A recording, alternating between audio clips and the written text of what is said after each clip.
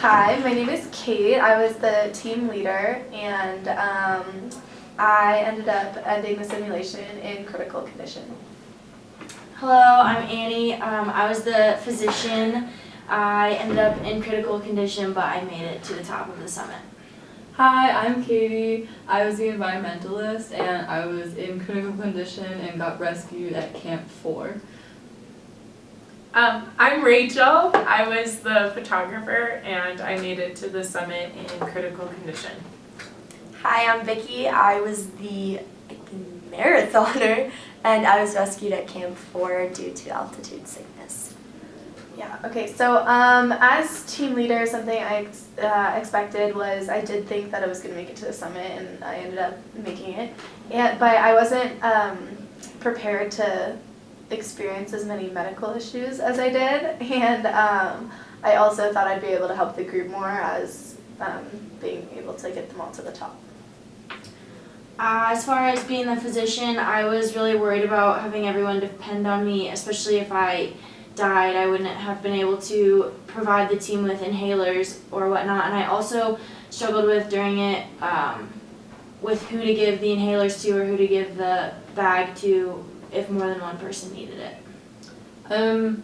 I didn't really have anything that impacted the rest of them because I was just the environmentalist, but I had altitude sickness the whole time and that really played a part in me dying or being rescued at Camp 4. Yeah, I was the photographer and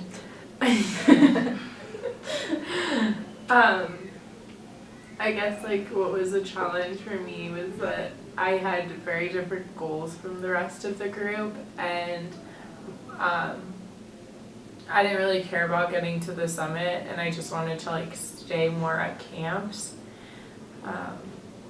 which wasn't really beneficial for the rest of the team.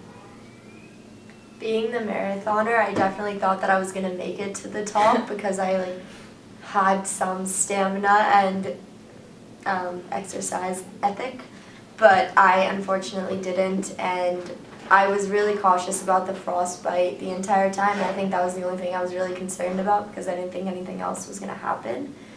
But I did get frostbite, but then it disappeared. But I was also impressed that I guessed the weather correctly almost every single day, except for one.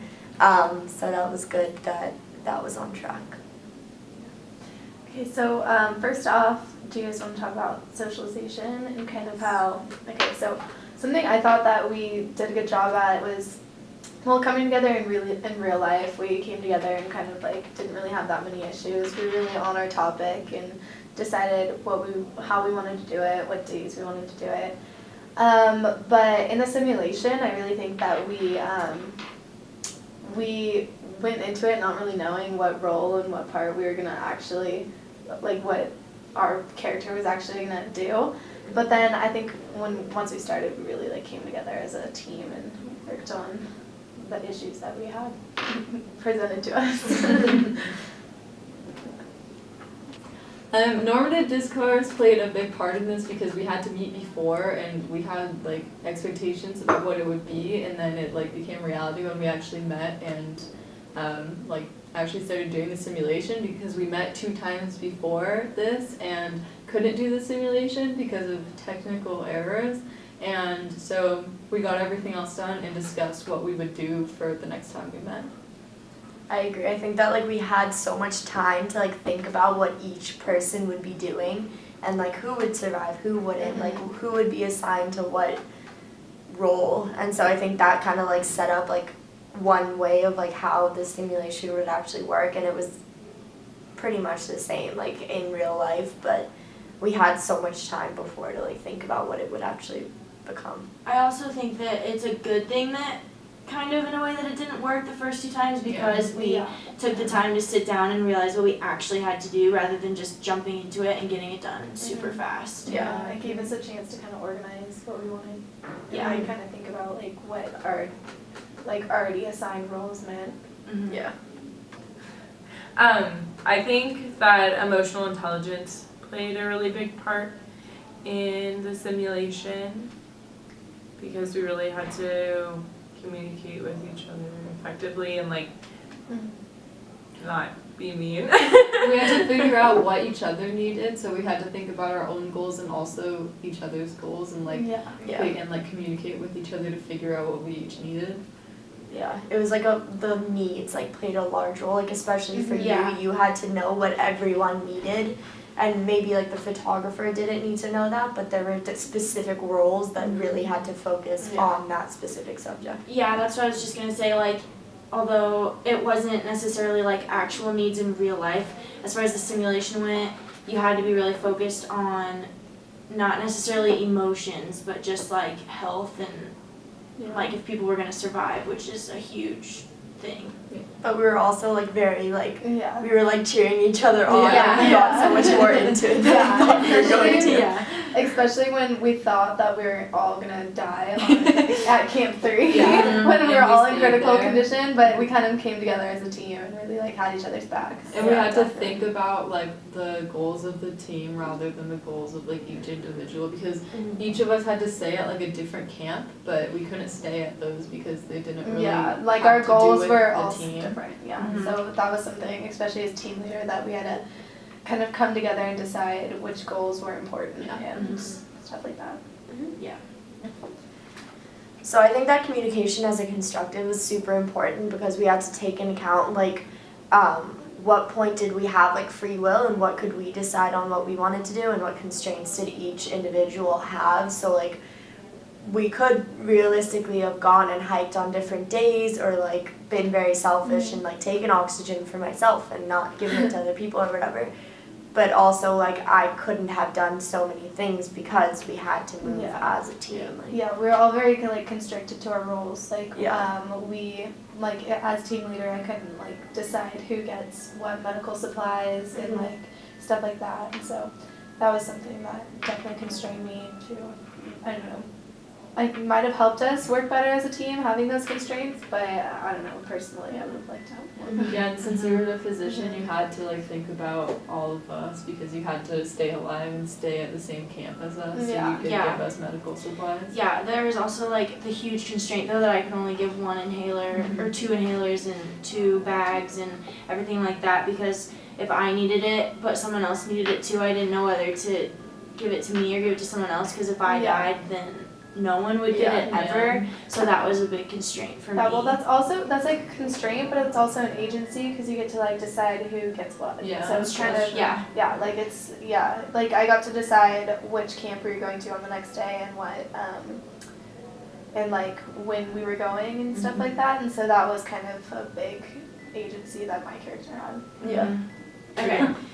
So the 5 dysfunctions of a team are absence of trust, fear of conflict, lack of commitment, avoidance of accountability, and attention to results. So what do you guys think were present in our simulation? And yeah.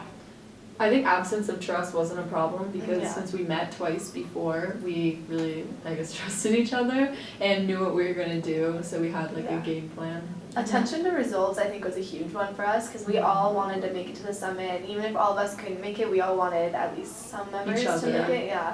And so I think that was a huge one for us, especially building off of that, like the absence of trust. We didn't have that, so definitely having that trust there was definitely a key for us. And there wasn't, I feel like we didn't really run into any of these dysfunctions, but the fear of conflict, like we tend to, I feel like we worked really, really well together. Like we wasn't like one of us disagreed Yeah, with like yeah. the entire group or anything. So we didn't run into like any bumps in the road, which was like really nice, made this project like very Yeah. easy And and especially, nice. sorry. Go ahead. And especially choosing like medical supplies, like who gets what, that like could have been a conflict, but I think we avoided it really well. And Yeah. even though like there was conflict when we met previously and it didn't work, we just made more meeting times and kept Yeah. going Mhm. through it. Yeah.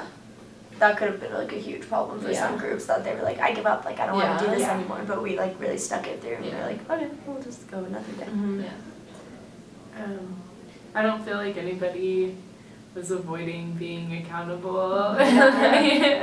You know, like we all wanted to get this done and do a good job on it, and then I felt that that was the goal, like everybody shared. Yeah, there was no lack of commitment either. Like we were Yeah. like super. I think we all, since we met up so many times before, we were all like committed at that point when Yeah. we finally could get it done and Yeah. finally get the We were so simulation to excited work. about Yeah. And like no one put the work off on anyone else. Like we worked Yeah. on everything together, and we were all in it Yeah. to make sure I it was think done that was well.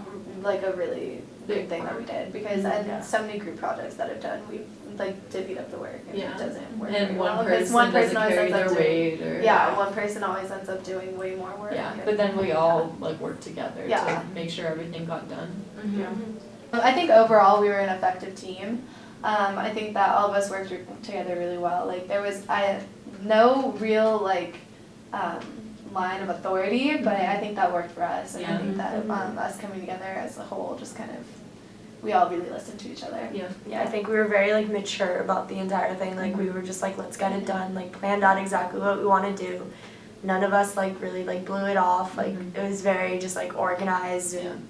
And when it was really came- nice. Everyone was always on time, and no one ever tried to get out of it or Yeah. something like that. And when it came down to the actual simulation, we Mhm. knew what we were doing perfectly, and so we just went through Totally. it quickly and easily. Yeah, that's why I think meeting up so many times before actually really got us into the Yeah. mindset. Like if we did it Yeah. on that first time we met up, then we probably wouldn't have had the same Yeah. team. Mm-hmm. We would have been more confused during it, I think. Totally. I think we like really approached this project with a good attitude of like being Mhm. laid back and like going with the flow Mhm. of it and stuff, because especially not our tech like complex before, it could have really been like discouraging, but Mhm. But we just kept going. yep. Mm-hmm. Good project. Yeah. Okay.